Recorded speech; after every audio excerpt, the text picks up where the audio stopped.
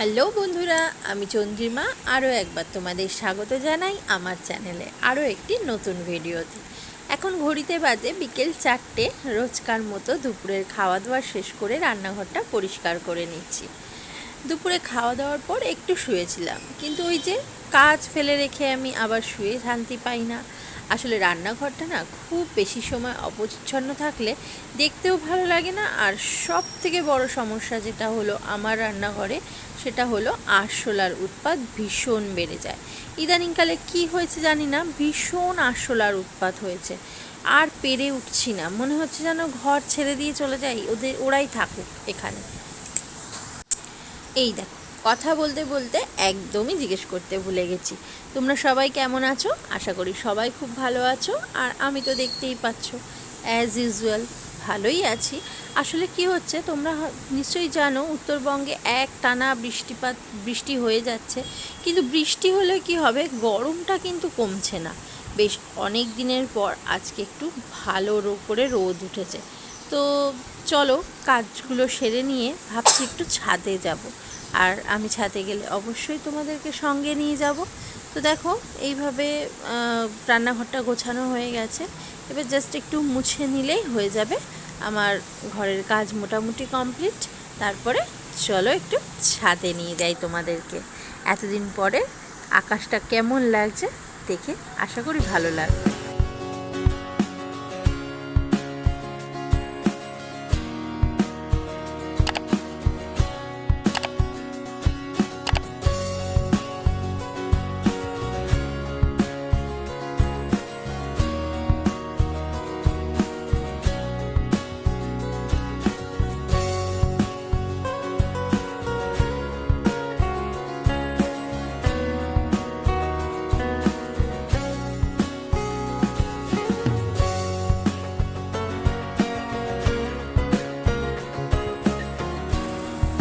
আসলে সারাদিনের ব্যস্ততার মধ্যে থেকে নিজের জন্য কিছুটা সময় বার করে একটু ছাদে গিয়ে যদি সবার সাথে একটু কথা বলা যায়, একটু আড্ডা দেওয়া যায়, তাহলে দিনের বাকি সময়টুকু বেশ ভালো লাগে। তো চলো, কাজ মোটামুটি শেষ, একটু ছাদের থেকে ঘুরে আসি।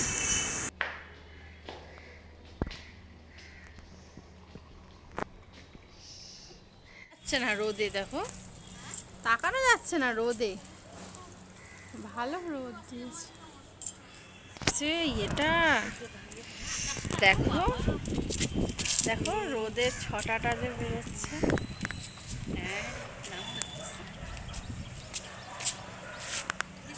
এই হচ্ছে আমাদের ছাদের থেকে সানসেট নাকি, মনে হচ্ছে এখানটা একটা দরজা খোলা রয়েছে।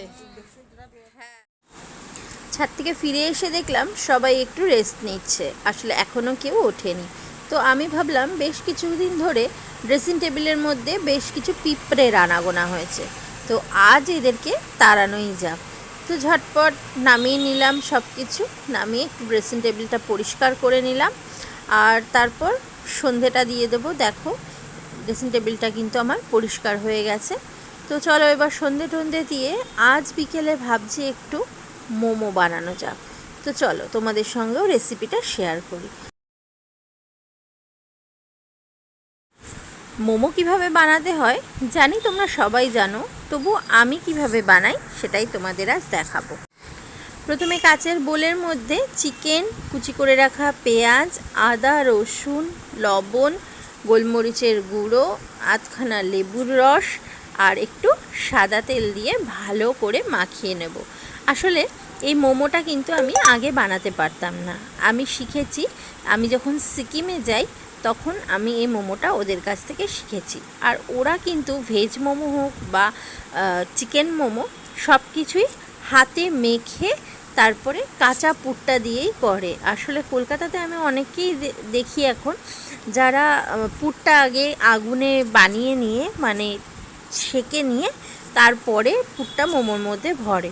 তো ওদেরকে আমি সবসময় দেখেছি এই পুরটাকে খুব সুন্দর করে মেখে কাঁচা পুরটা মোমোর মধ্যে দিয়ে তারপরে স্টিম করে। তো আমিও ওর জন্য সেভাবেই করছি। তো দেখো মাখাটা আমার কিন্তু হয়ে গেছে। এটাকে কিন্তু খুব ভালোভাবে মেখে নিতে হবে। এখানে আমি একটু ময়দা মেখে নিয়েছি আর এদিকে পাশাপাশি আমি তৈরি করে নেব মোমোর সঙ্গে যে চাটনিটা আছে সেটা। টমেটোটাকে মাঝখান থেকে এরকম একটু স্ক্র্যাচ করে টমেটোটা সেদ্ধ করতে দিচ্ছি। আর এখানে শুকনো লঙ্কা আমি একটু আদা ভাঙা করে নিয়েছি, মানে আর্ধেক করে নিয়েছি। এইগুলোকে, এই দুটো জিনিসকে এবার খুব ভালোভাবে সেদ্ধ হতে দেব। তো দেখো এদিকে আমার এগুলো সেদ্ধ হয়ে গেছে। তো লঙ্কাগুলো আমি তুলে নেব মিক্সিং জারে। এদিকে আমি একটু রসুন আর একটু আদা দিয়ে দিচ্ছি। আর টমেটোটাকে এই খোসাটা ছাড়িয়ে নেব। ওপর থেকে টমেটোর মাথাটা যদি একটু কাট করে দাও তাহলে কিন্তু খোসাটা সেদ্ধ করার পর আরামসে ছেড়ে আসবে। তো দেখো কি সুন্দরভাবে ছেড়ে আসলো। আর এদিকে আমি একটু দিয়ে দিলাম শুকনো খোলায় ভেজে রাখা তিল আর লবণ। ব্যাস, চাটনিটা কিন্তু আমার রেডি। এবার আমি ঝটপট করে মোমোগুলোকে গড়ে নেব।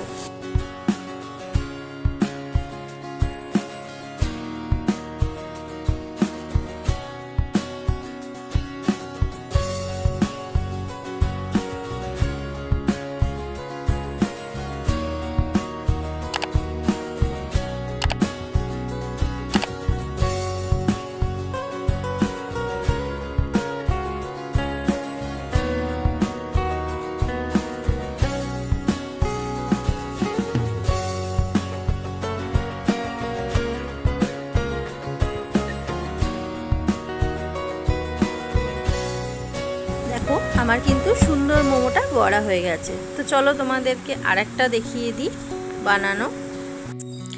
আসলে ব্যাপার কি, আমি যখন সিকিমে ওদের কাছ থেকে মোমো বানানো শিখেছিলাম তখন ওরা বলতো আমি নাকি এই ভাঁজটা উল্টো হাতে দিই। জানি না উল্টো না সোজা, যাই হোক মোমোটা তো খাওয়ার মতো হয়। আর যতদূর আমি জানি মোমো তিন চার রকমভাবে গড়া যায়। আমি শুধুমাত্র 2-3টেই জানি।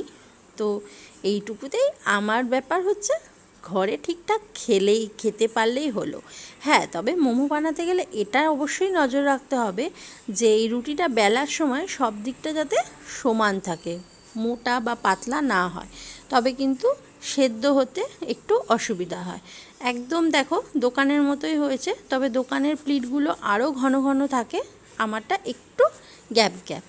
তো ঠিক আছে, কোনো ব্যাপার না। তো মগটুতে আমি জল নিয়ে নিয়েছি আর ওপরের মগটুটাকে একটু তেল ব্রাশ করে দেবো যাতে মোমোগুলো চিপকে না যায় ওর ভেতরে। তো ব্যাস, এটা এখন স্টিম হয়ে গেলেই এর মধ্যে মোমোগুলো সাজিয়ে দিলাম আর স্টিমে বসিয়ে দেব।